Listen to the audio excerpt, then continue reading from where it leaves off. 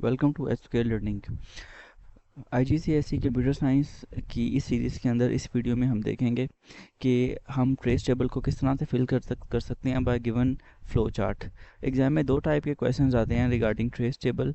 First तो ये आता है कि आपको ट्रेस फ्लो चार्ट गिवन होता है, देन आपको ट्रेस टेबल फिल करना होता है।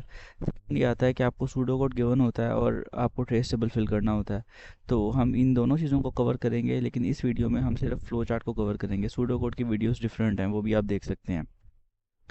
तो ये एक क्वेश्चन है जो कि मैंने एक पास पेपर से पिक किया है। Basically this flow chart inputs 5 numbers and performs a calculation.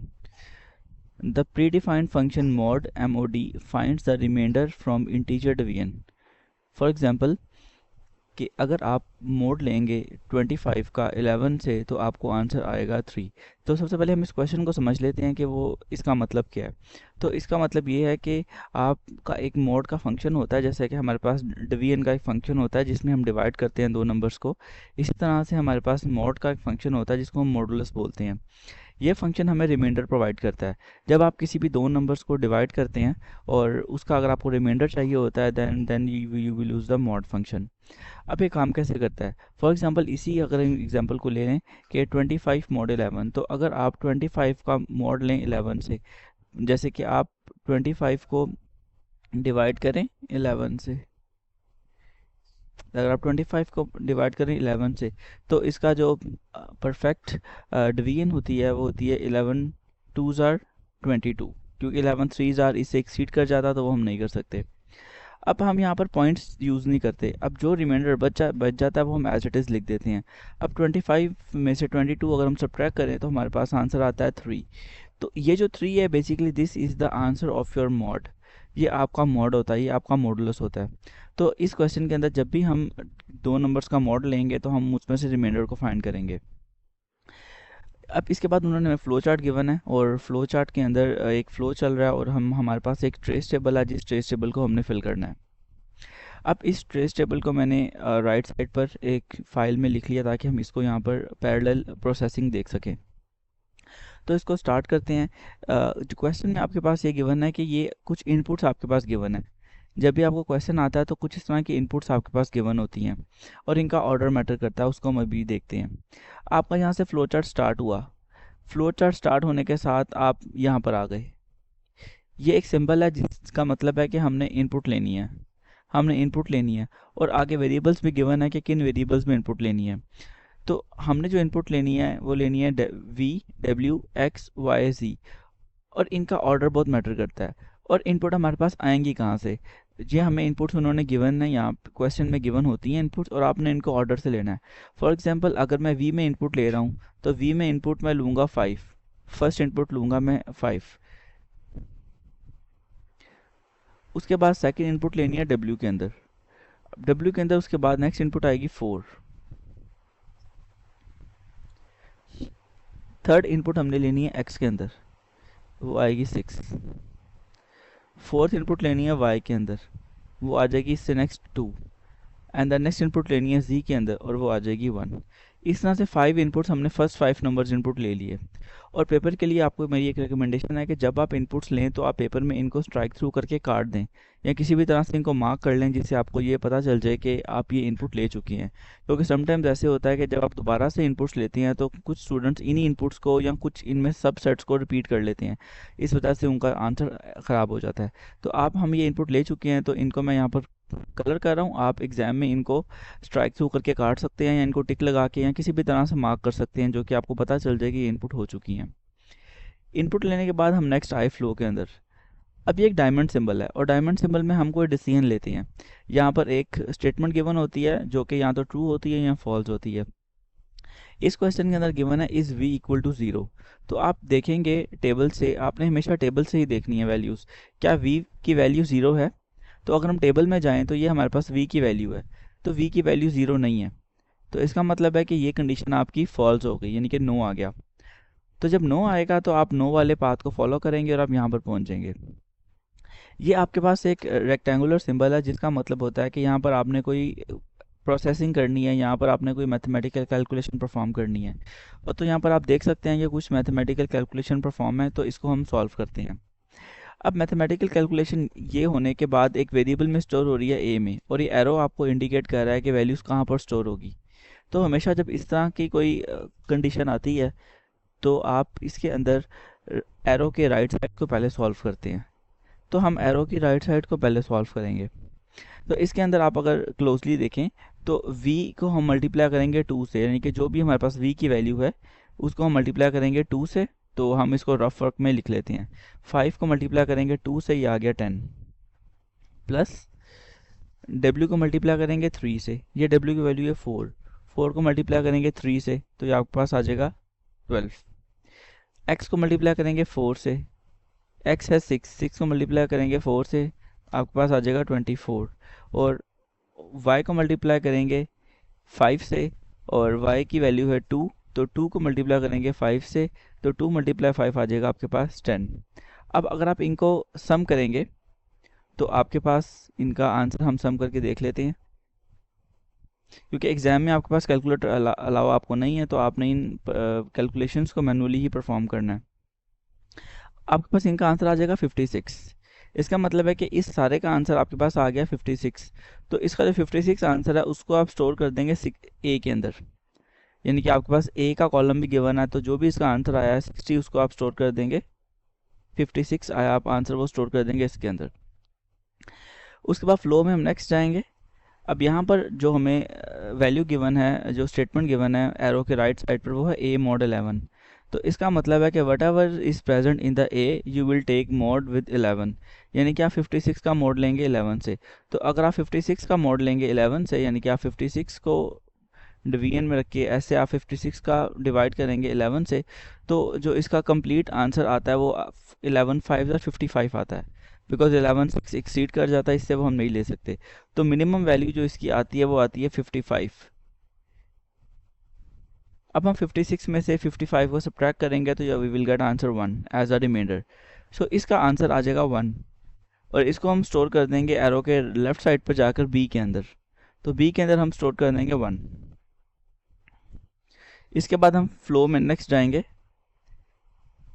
तो यहाँ पर एक और डायमंड सिंबल है जो कि आपकी एक कंडीशन को कंटेन करता है। तो आप ये चेक करेंगे क्या ये कंडीशन ट्रू है।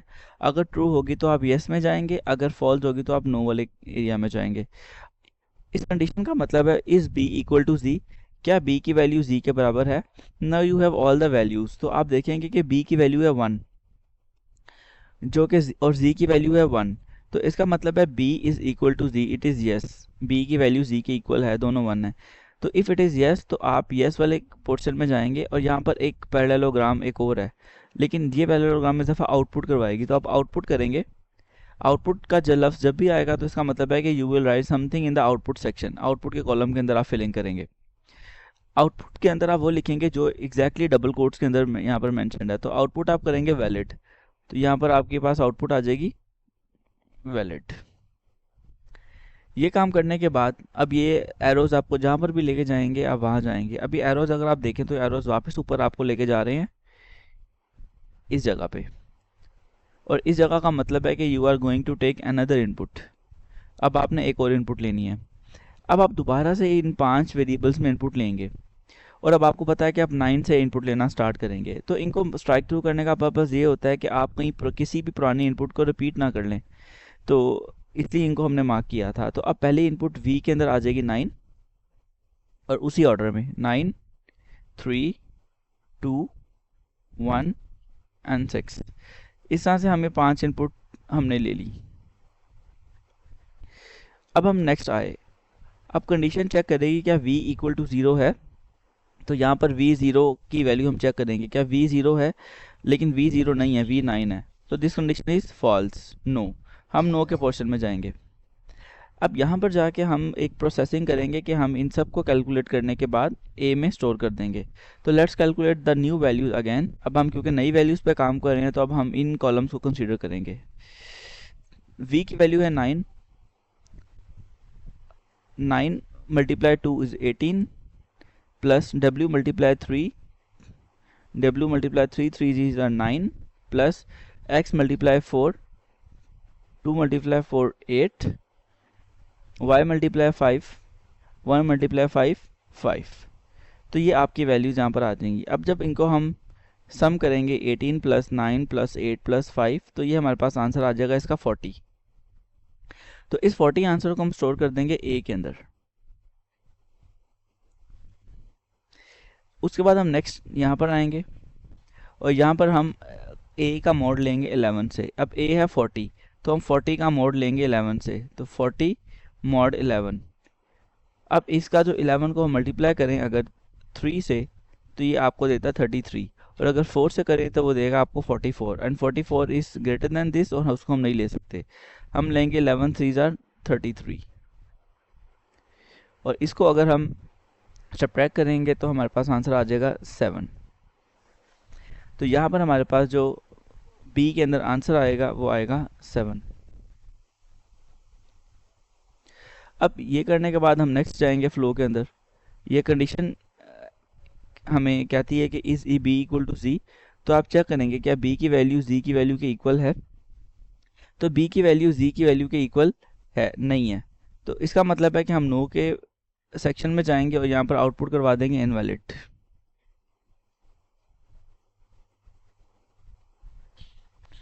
उसके बाद यहाँ से फ्लो से हम अगेन ऊपर जाएंगे और ऊपर जाके हम दोबारा से यहाँ से इनपुट लेंगे। अब अगेन दोबारा से 5 वेरिएबल्स में इनपुट लेनी है स्टार्टिंग फ्रॉम दिस 7। तो हम इनपुट लेंगे 7 6 1 5 एंड 1। डायमंड सिंबल हमें कहता है कि क्या v इज इक्वल टू 0, तो v की वैल्यू 0 नहीं है, सो दिस इज़ फॉल्स, तो हम नो में जाएंगे। फिर हम इन सब वैल्यूज़ को मल्टीप्लाई करवाएंगे। 7 2 ज़ार 14, w मल्टीप्लाई 3 6 3 ज़ार 18, x multiply 4, 1 multiply 4 is 4, and y multiply 5।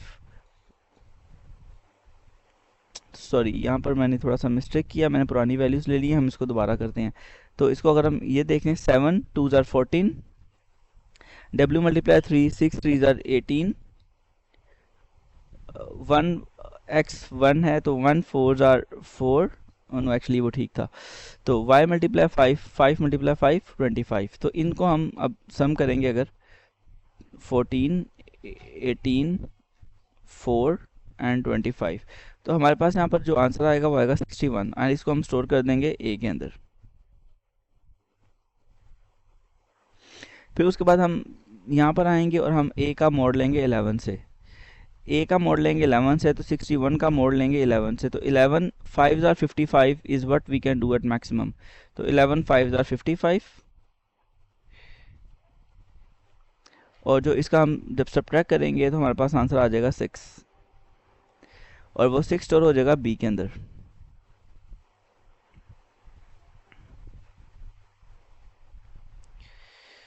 उसके बाद हम इस डायमंड सिंबल पे आएंगे।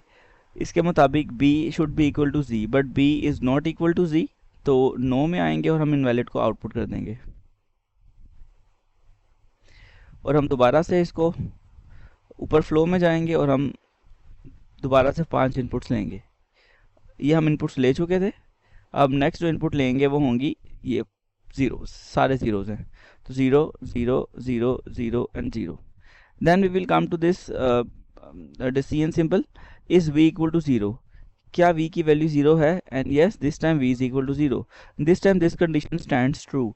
If this condition stands true तो आप जाएंगे यस के अंदर, और यहाँ पर आपके पास सिंबल है, उसके मुताबिक आपका प्रोग्राम हो जाएगा एंड। तो आप यहाँ पर अपने प्रोग्राम को एंड कर देंगे। So this is your final trace table, जो कि इस फ्लो चार्ट की एग्जीक्यूशन के बाद आपके पास बनेगा।